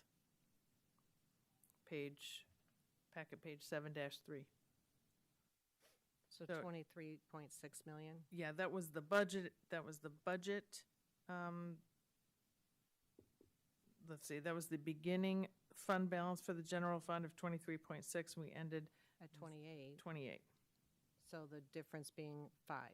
Yeah, just under 5, I think. So So, allocation, you know, in past years, we've talked about dedicating surplus to pension and pavement. You might recall that little phrase we've used in recent years. We are not prepared to make a recommendation tonight on what to do with those surplus dollars, but we will be having conversations as we get into the next fiscal year. Okay, so $5 million surplus. Okay, thank you for helping me with that. Further on this item? Please call the roll. Ms. Smith? Aye. Mr. McCarthy? Aye. Mr. Preston? Aye. Mrs. Lorenz? Aye. Mr. Byers? Aye. Mr. Roberge? Aye. Mayor Kus? Aye. That ordinance is approved. We have 3 items of new business, all related to uptown redevelopment. The first is an ordinance authorizing a redevelopment agreement with Carlson Brothers Incorporated for construction of mixed-use buildings on the Trail East and Trail West sites in uptown Normal. Move approval. Second. Ms. Reese, you- Yes, thank you, Mayor and Council. As Mayor mentioned, all the next 3 items under new business are related. And this first item pertains to the redevelopment agreement with Carlson Brothers for construction of Trail East and Trail West. It's been a while that we have been talking with council about developing the Trail East and Trail West sites. In fact, as mentioned in this council report, the initial RFP that we sent out to get these sites developed was issued in 2017. So I guess in this time we can say all in good time, we finally get to a redevelopment agreement that we're very proud of to present to you. I'm going to ask Economic Development Director, Mr. Duffel, to come forward. He's going to share highlights of this. And Mr. Carlson from Carlson is prepared to share some thoughts with you about their investment in this project. Mr. Duffel? Thank you. I don't have too much to add. Ms. Reese covered the gist of it. This has been a project for Uptown Normal. It's been really important in its history and redevelopment throughout the beginning of it, I think nearly 25, 30 years ago. So we are excited to have Carlson Brothers Construction and Mark Carlson and Jeremy Richmond here today to walk us through their proposal for Trail East and Trail West. And I will turn it over to them to let them begin their presentation. Fantastic. Mr. Mayor, Council, thank you for the opportunity to address you tonight in the development agreement in the project that we're extremely excited about. What you see on the screen are some numbers, 40.50973 and negative 88.98544. Those are numbers to a lot of people, and to some people, some engineering types, they probably mean a little bit more than others. To me, they're very special numbers. They're GPS coordinates for a specific spot in Trail West. And we'll get back to that. And I keep that, what you see on the screen there sits on my desk. I look at it every single day. And it's really important to me because Trail East and West is something we've been involved with the town for a long time with it. I've been involved personally with it for even longer time, substantially longer time than that. As we've moved to, Nick, if you want to change the screen, this is a rendering of Trail East and Trail West, and don't be alarmed, we didn't cut down the trees out there. However, when the trees are there, you really can't see the buildings a whole lot. So for sake of presentation purposes, we've removed the trees. We've spent, it was funny, earlier today when I was preparing some comments for tonight, I was looking back at the, just how long we've been kind of re-engaged talking to Nick about this, and it goes back into the fall of '24, and which is, it's hard to believe it's almost been 2 years that we've been fully engaged, and we started meeting on every Friday at 11 o'clock. If you've got nothing else to do, it's a lively conversation. At 11 o'clock, we have a call that we take and do, and going back to when the deal just didn't work. And in January of '25, Nick and Andrew called and said, "Hey, we think we've got a proposal for you that we think we can make this work, because one of the components that is handcuffed the project was the length of time in the TIF that had burned off." And as you folks have taken and graciously approved removing those parcels out of the TIF and re-engaging a new TIF, which is becomes a financial vehicle that actually makes the numbers work to put the kind of investment that has to go in to make a development like this work in Uptown. I think at some point, as much as I think Andrew loved talking about the spreadsheets that we'd share with him, I think he even ran out of gas talking about them over time. So we're pretty excited to be finally moving forward. So what we can advance next slide. So actually you can go on to the next one right after that. So some of the things that have been going on behind the scenes for the last year or so that planning and engineering have really been has been working through all of the different, as you can imagine, in a site like this, it's been hanging around for a long time. There's power poles that crisscross the site. There's utilities in the alleys. There's stormwater challenges. If you've ever been into the parking lots, currently there's dumpsters that just kind of sit randomly wherever. And so in the planning of this, we've been taking and working with Ameren and building out plans for new utilities that'll service all the business up and down Buford Street and up and down North Street that we'll be putting in, that'll taking the utilities and putting them underground. We've been working through how to make the alley accessible for both the alleys accessible for all the existing businesses, as well as the needs for these buildings that are before you tonight, to try to find solid waste, appropriate ways for that, to find ways for stormwater, because there's some massive stormwater issues that I think that many of you folks are probably aware of, to take and redress them. We just, the effort and energy that Zach and Ryan have put into working with us on this to take and solve not just problems on these sites, but to take in the larger Uptown area in general. So we're truly grateful for all those things that have been going on, and just what that benefit will take to do that. And one of the things we struggled with was, how do we stay in compliance with the Uptown Design Ordinance that was developed 20-some years ago and put into place, and how do we fit that into a building in 2026, 2027 designs? And one of the key components that we decided to go to, if you want to flip the next slide, is how do we develop, one of the things we've heard staff, you can go to one more actually, was how do we take and build out a full-service, high-end restaurant to be the anchor point for one of the spaces. And after one of the many meetings we had, we walked away with that we'd really like to see a 2-story restaurant component right on the circle. And we started thinking, and ironically enough, with Jeremy here at Richmond, I'm sorry, I haven't introduced him, has been managing the design for our firm, and managing the architects, managing the engineers. And the picture you see on the left there is the actual sketch that he came away with after this meeting, how we came away with, how do we recognize the circle, how do we take a second floor, an outdoor space, and put it up on that second floor is a terrace overlooking the circle, but then also have space that can serve behind there to activate that building, not only for a dinner, but also be able to activate it for later into the evening activities with a bar up there that would have a really neat terrace overlooking the circle. And so we're pretty excited about that, and it became a real transition point in this project. It was one of those aha moments. You think, wow. Then that whole building began to take shape. In fact, I remember sending that sketch to Nick and say, Nick, I think we figured this out. And then the ideas just started taking and flowing. If you turn to the next screen there, then we started tackling Trail West and trying to figure out, well, how do we complement the retail in Trail East?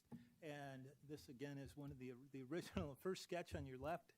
And without boring everybody with a history lesson, it really started to change the dynamic about how do we take and create more public space there? How do we take and designate that retail to fit in and respect the going down North Street, the architecture? And the sketch on the right is literally the first iteration of when we came to this, and transition down. And this is how we came up with the architecture that trying to stay within the guidelines of the Uptown Design Commission, but also to take and to fit in with within the neighbors that have been here for decades. I'm trying to apologize and lose my trust a little bit. So we took and came up with these designs, and then they just became an evolution. And every week we had, I will tell you, your planners have done an excellent job pushing us and pushing us and pushing us to create something that's really special. And this is the result of it. These are as recent as this morning through some additional comments that came out of the Uptown Design Commission a week ago today. And we are trying to there, and here it is. You can see the buildings with the fit in right along North Street. That maybe you've seen them before. This lays out all the other buildings in front of them. And if you go to the next step, so what we've tried to do with the retail is to have something that activates Uptown on the circle all throughout the day. In Trail West, we've got a primary coffee type use. We've got a casual dining use that's in there that will take and we believe will facilitate a lot of activity with the Children's Museum across the street to provide that outdoor area that people can come and gather and use there. And then moving over to the full service restaurant and a bar and a terrace up on the second floor that'll take and activate that into the meeting. So we tried to into the evening, that is. So we've tried to take and activate this space so it's a full time bringing people there, and it goes from morning into the evening for the activation of all that space, and think that all of these tenants will be complementary to one another as opposed to being in competition with one another. And that's what, when we've been working through developing these plans, we've done our best to take and do that. So we can go on to, so there's definitely one thing in this that we have been doing, and I just feel it definitely needs to be recognized, is Nick, who stayed the course through this entire project and has never given up. And he showed up at our office a couple of years ago and he said, "Hey, what do you think?" And he was on his way to Chicago to go attend a conference, and it started the conversation. And we are just really grateful for every single call where he's been the ultimate mediator. Quite frankly, as far as pushing, between staff and us, and what our economic barriers are, and what the town has been looking for. He's just done a great job, an amazing job, quite frankly, in mediating that and always finding a solution. So we're truly grateful for that. And so one last thought, I think you maybe want to share with the council, as far as, because it's easy to think, well, what makes this site so special, and why do you care? And the reason is because I think I probably care a little bit more because I met my wife in this parking lot, and it was we went there on a first date, and she bought that plaque from me that sits on my desk, recognizing that, bought that long before we'd ever come into knowledge of the site. And so it's pretty special to us, pretty special to our team, and we're just looking forward to building something that will be appreciated and normal for generations. Thank you for that. Yeah, so we're happy to talk about this and answer any questions you have. Now be kind, Ms. Smith. You're going to let me start? Yeah, Or- go ahead. There have been some questions raised about the parking. Now, as background, there's the surface parking behind the buildings where Trail East will be constructed, and some of that space will be lost to parking spaces dedicated to the residents, correct? Of your buildings. Correct. All the parking will be for residents in the building and the structured parking. And this might be for Nick and for the city manager, but there's not a ratio of, for each apartment, there's a dedicated parking space. Will the parking be assigned to an apartment, or is it a hunting license to go in and try to find one? You will lease your parking space independently of the apartment. Okay, and so the plan for the people who won't have a space to lease because there's not a one-to-one relationship between the building, the apartments, and the parking space, what are their options for parking? Go ahead. They can utilize the College Avenue parking deck. Okay, and If I could jump in, Ms. Smith, that is typical. We have a number of apartment buildings here in Uptown that don't provide adequate parking for their tenants, such as 138 East Beaufort, which is right on the corner of Beaufort and Linden, Uptown North, which is the apartments attached to the parking, College Avenue parking deck. We worked our parking there. Even the building across the street at One Uptown Circle. So each of the developments have worked with us about access to parking in our parking decks. And we are in the process of fixing or renovating the downstairs street-level space in the College Avenue parking deck to make it usable for parking instead of simply storage, correct? That is correct. Council approved that contract probably 2 months ago, and that contractor will be building out the current unfinished portion of the College Avenue parking deck. And how many spaces will we think that will add? I think it was around 30. 30? I think. And as well as some thought given to spaces adjacent to the water department building. Does anything need to be done to make those spaces available, or simply opening it up to surface level parking? The parking lot that you're referencing, we call the water department lot. It is along College, it's along Constitution Boulevard, and you can access it from the north off of Mulberry. That parking lot is currently signed for construction or municipal vehicles. We will change the signage and make that available for public parking when this development gets underway. And in addition, the plans for Uptown South call for another parking garage, correct? Oh, wow. Yeah, that is in the master plan. That's in the master plan. The area south of the tracks, yes. So should additional housing be added, there would also be, on south of the tracks, there's plans for additional parking spaces to be provided for those residents. Yes, but that would be addressed quite a ways down the road. And in terms of looking at this, and I just want to address the one speaker who was in favor of using the historic spaces, just for some historical context. Uptown Normal basically had 3 blocks of business district before the renovation took place, because for the longest time, most of Normal's residents were college students, and most of the property within Normal was non-taxable campus property. And so we've never had the historical inventory that Bloomington has had to develop into functioning new businesses by simply renovating it. And the buildings that we're talking about demolishing for this, are they in any condition to be preserved? The Historic Preservation Commission has already addressed that matter, so that's their decision to make. They did approve demolition of 102 and 104 North Street.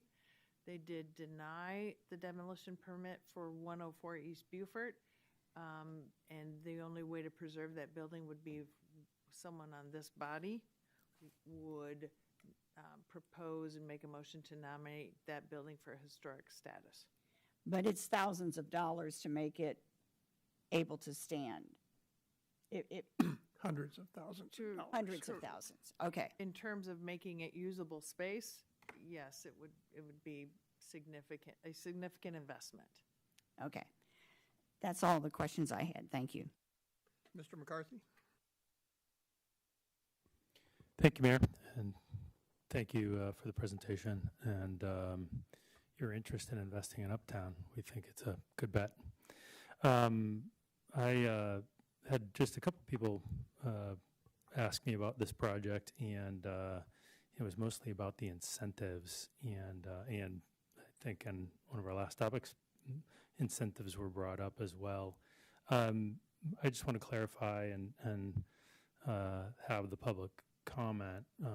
My understanding is all money, incentive money, is coming from TIF dollars and or sales tax dollars related to this. Did I understand Generated that? by that project. That is, what we don't usually often talk about is the dedication of the property, the Right. transfer of land. So that excluded, yes, the incentives would be, as you mentioned, current TIF, future TIF, and food and beverage or sales tax rebate that's generated from the site. So the property and its activities are generating revenue, and then we share them back to Correct. help with the financing and make the deal work. Okay, so the town is not writing checks out of our,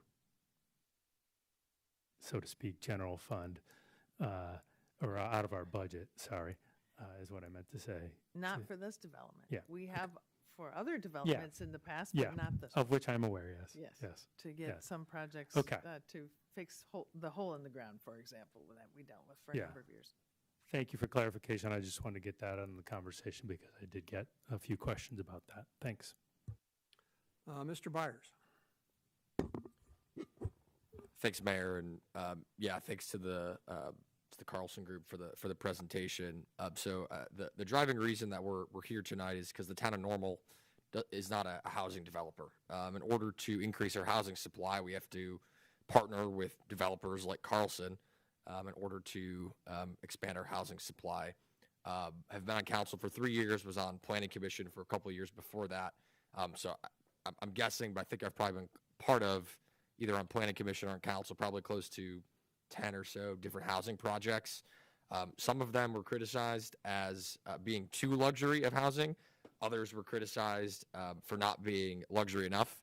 I've been in this room where there was a crowd full of people upset that we were passing luxury housing, and I've been in the room when we've had a crowd full of people saying, these aren't nice enough, we don't like them.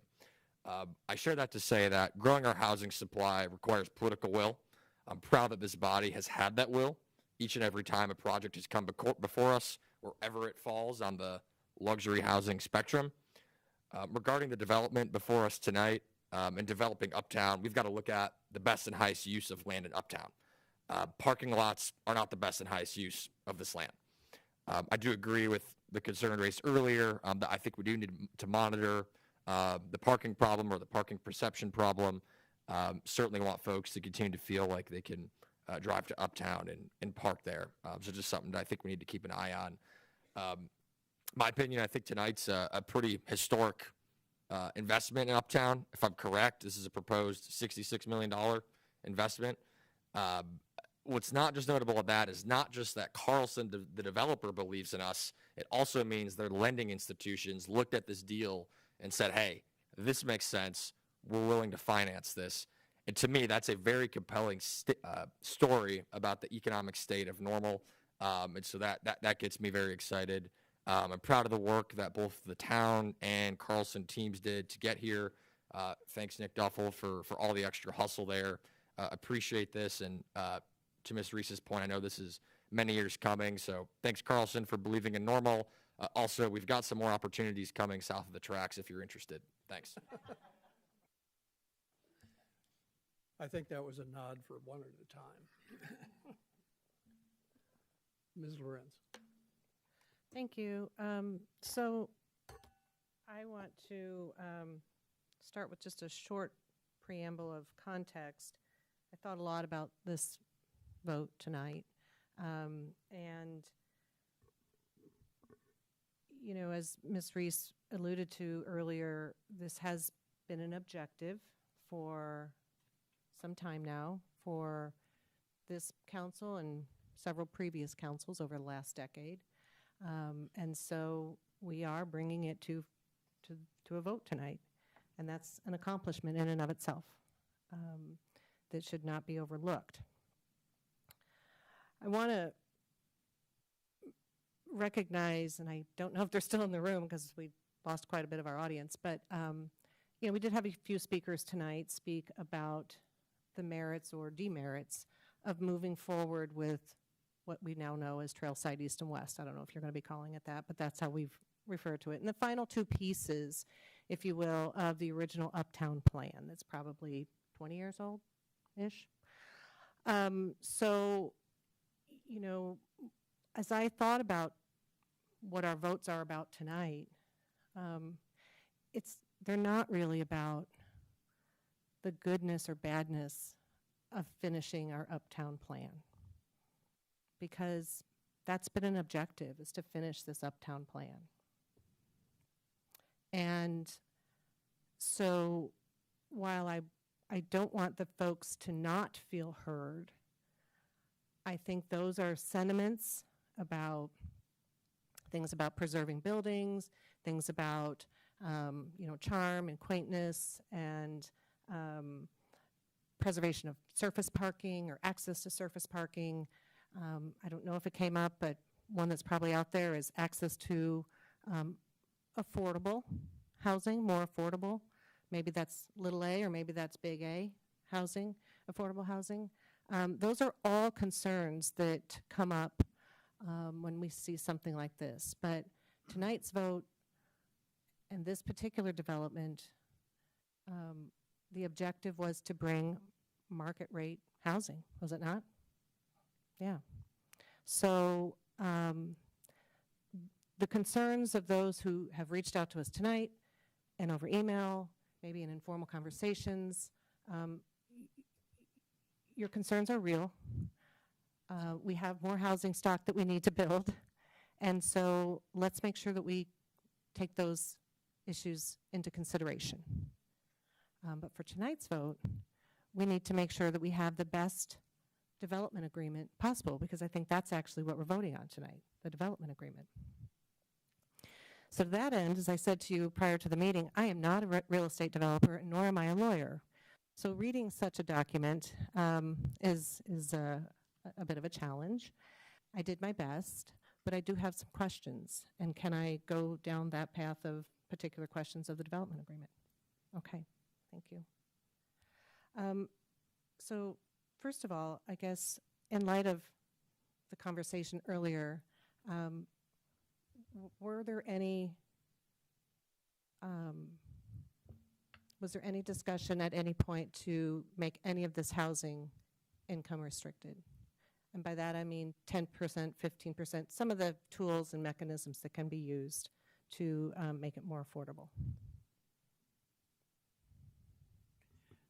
I'll start and then I'll let everyone else jump in. I think the original plan is to have mixed-use buildings on Trail East and Trail West. That's been part of the original Uptown plan.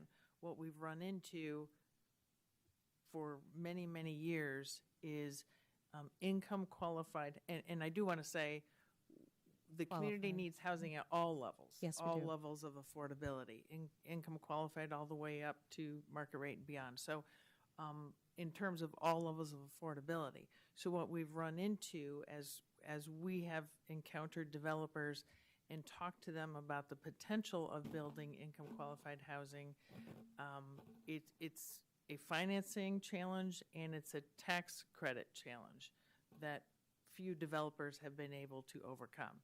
So with that, I will turn it over to the developers who do it and Mr. Duffel, who's worked with them.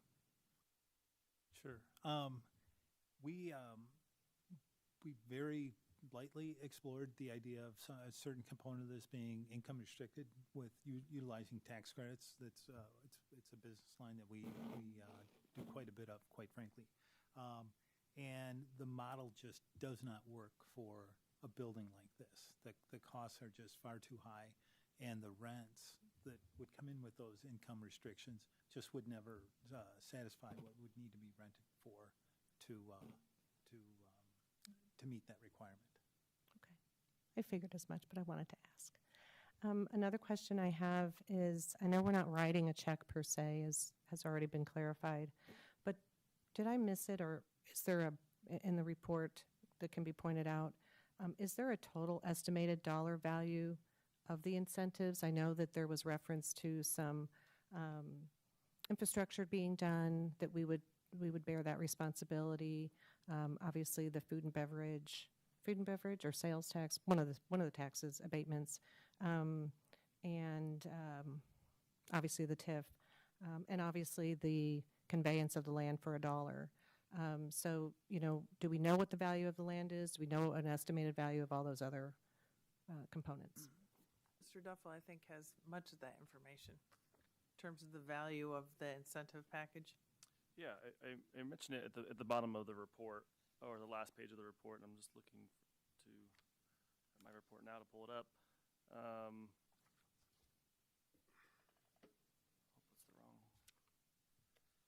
believe the value initially was around 19 million, and as a net present value over the life of the TIF, give it back to the developer.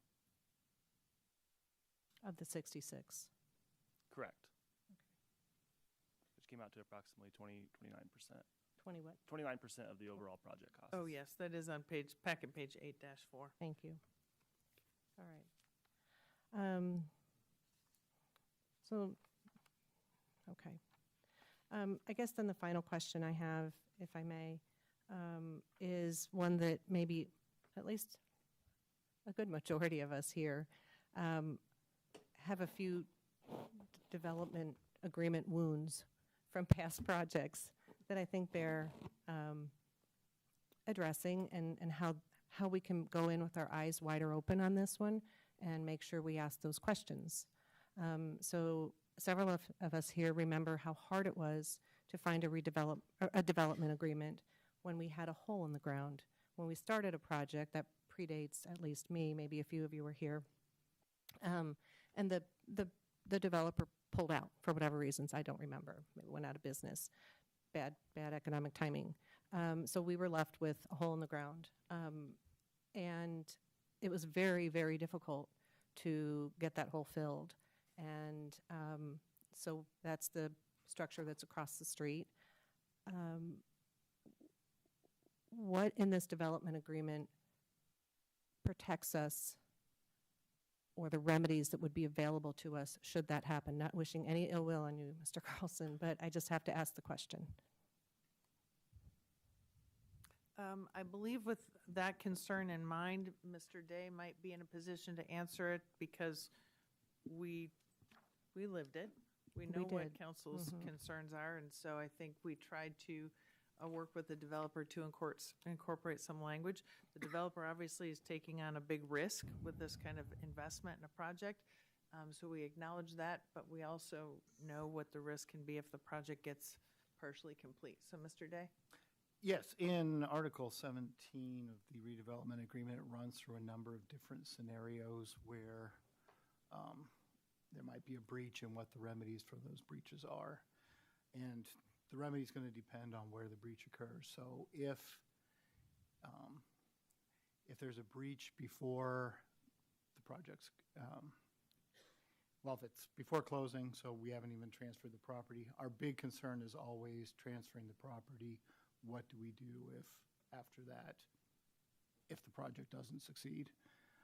But obviously if it's closed, if it's prior to the property, we would get back much of the money that was given up front for utility purposes. Well, we keep the utility money, or let them keep the utility money, because that was for the benefit of the town. But any other excess grant money would come back to us. If it's occurred after, then what it is we would agree to find what we call a successor developer, which would work then with Carlson to find the new developer, work in transferring the property, transferring all of the incentives and benefits that go along with this. If that doesn't work, then that's just going to have to be a litigation after that if we can't find the successor developer. Okay. Yeah, And that's section probably the 17 point- overview. Article 7 walks through all, or 17 walks through a number of the different. Okay, and this is part of my last question, kind of that first part was point A, point B. The other wound that we have is when that building did get built, we spent a longer than expected amount of time watching that 6,000 square feet, I think it was, of restaurant space along the circle sit empty. And that was an eyesore. It was a point of complaint. And I remember us, as we complained about it as council members, we were told we really didn't have any leg to stand on. So what do you have to say about well, maybe the question is this. Do you have some pre-leases already? And what is your anticipation for the time that will take to rent the spaces for commercial? Well, we certainly don't have a crystal ball of any kind as far as knowing what that will be as far as the tenant goes. We've had soft conversations. Okay. Up until this point. We have been working very diligently off basically a memorandum of understanding. And without a firm development agreement dialed in, we haven't wanted to go and advance any of those conversations beyond that. We don't, unfortunately, we don't have specific name tenants that we can present to you tonight, but we've had a number of conversations, a number of interests in the site. And I think especially the Trail East site, because it will be a very special, very unique site.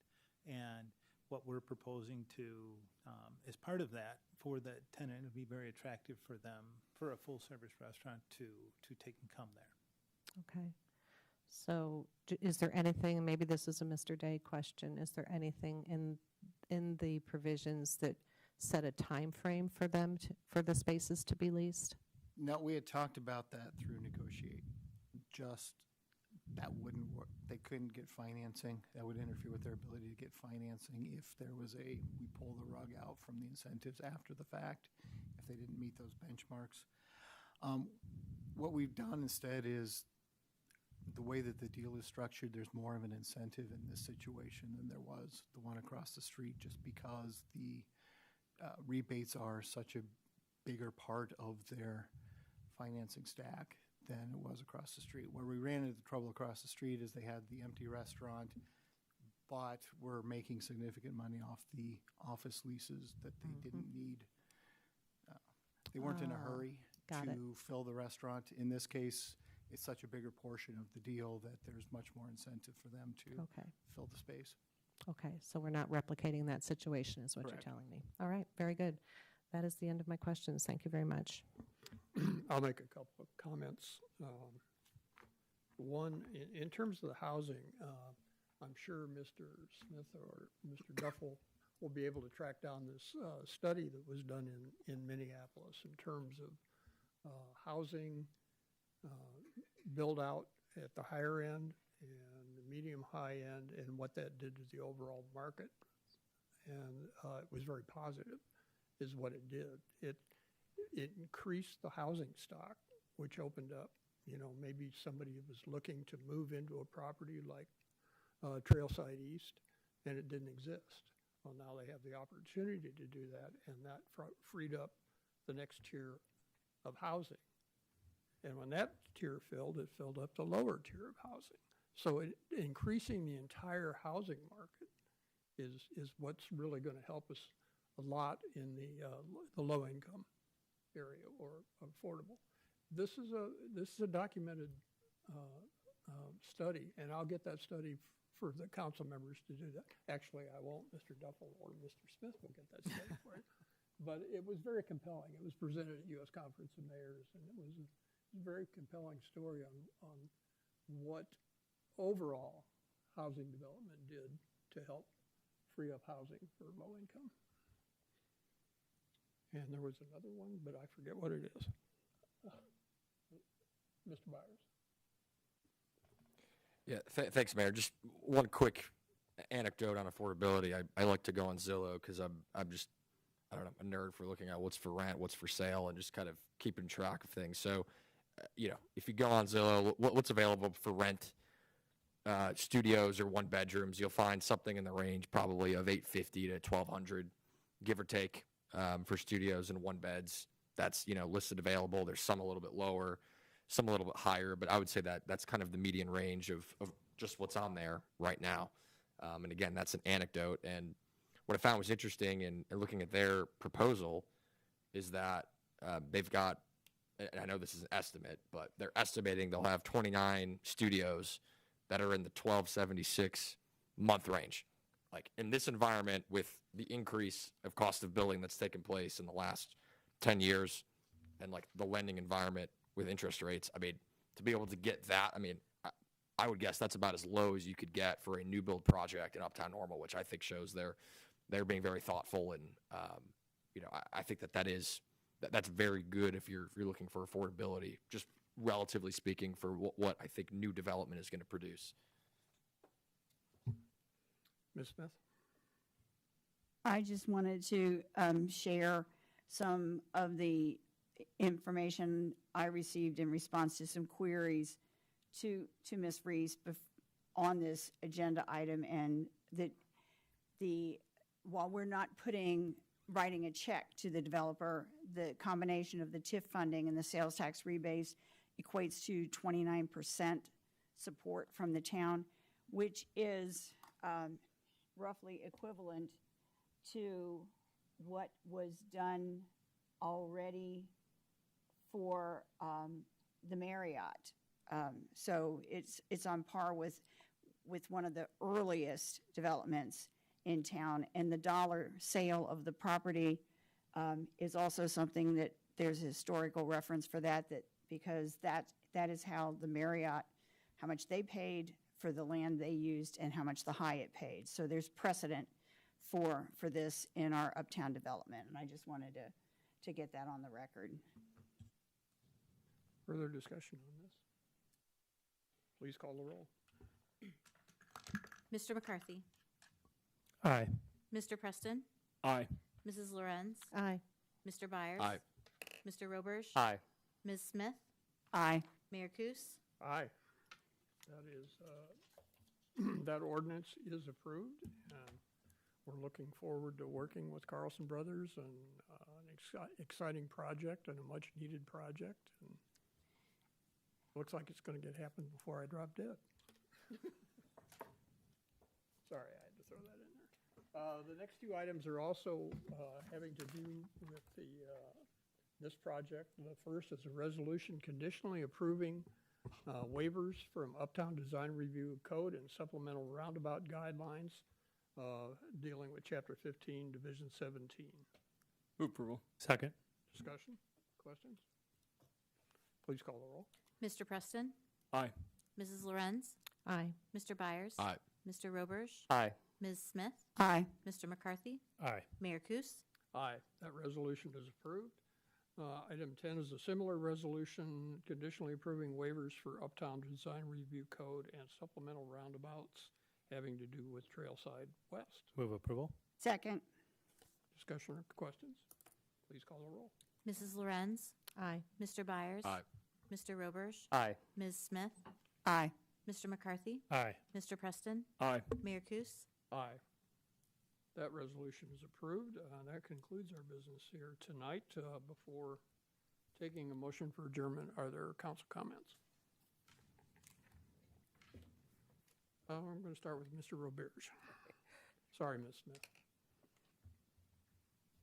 So I just wanted to put in a plug, since we had a lot of discussion regarding our unhoused community. There is a McLean County Housing Coalition Community Forum.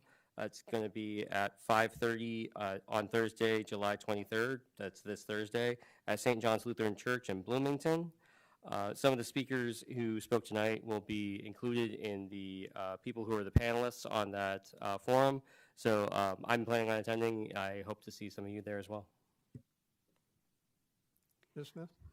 And on a different housing front, some parents of developmentally delayed individuals are looking for alternative housing ideas to give them options outside of a SILA facility for long-term placement for their child.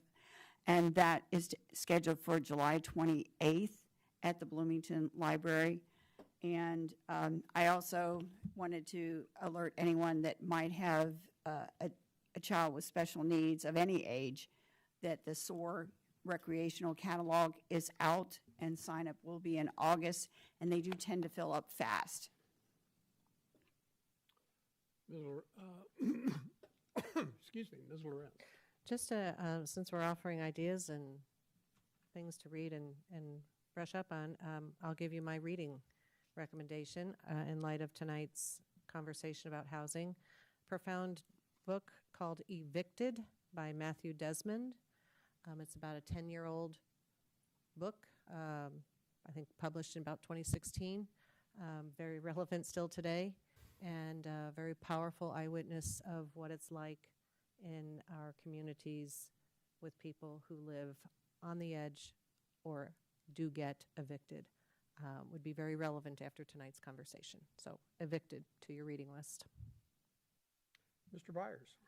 Thanks, Mayor. Yeah, I just want to say, recognize that we talked and tackled some sensitive topics tonight, and sincere appreciation for the leadership and volunteers of some of our social service agencies that have reached out, attended tonight's meeting, but also for all the work they're doing, and would put a call to action for all of us individually as elected officials, but also just organizationally to do some check-ins on our social service agencies in the coming weeks and see what we can do to continue helping them.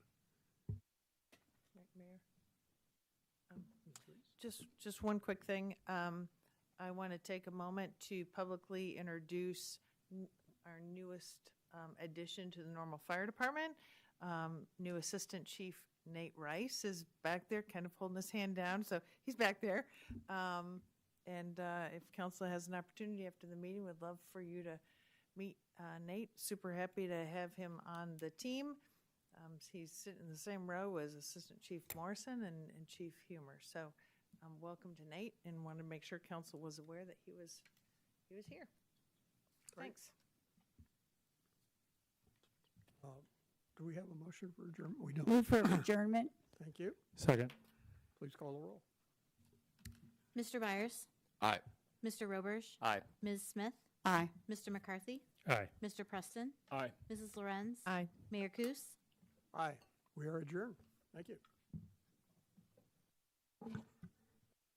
Mr. Myers? Can we chat?